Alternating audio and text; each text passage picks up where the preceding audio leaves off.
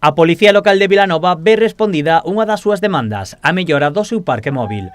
O Concello, a través dunha axuda do Fondo de Compensación Ambiental da Xunta de Galicia, adquire un Nissan Leaf eléctrico.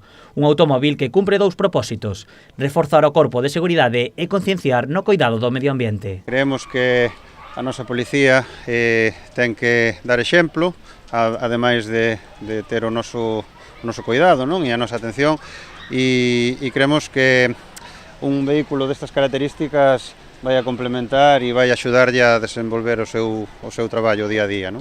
O coche tivo un custo de 40.000 euros, dos cales o 80% foi subvencionado polo Fondo de Compensación Ambiental da Xunta de Galicia e o restante polo Plan Concellos da Deputación de Pontevedra. A financiación creo que foron 40.000 euros, dos cales 30.000 os aportaba a Vicepresidencia e os outros 10.000 o Concello a través de Plan Concellos de Diputación. Con esta adquisición, a Policía Local de Vilanova contará agora con 2 coches e unha moto.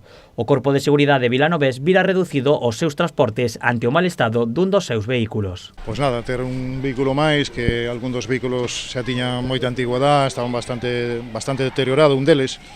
Dar exemplo de ter un vehículo eléctrico que non contamina e poder circular por aquí, pois é bastante importante, non, para nós, porque somos un dos primeiros concellos que vai circular cun vehículo 100% eléctrico.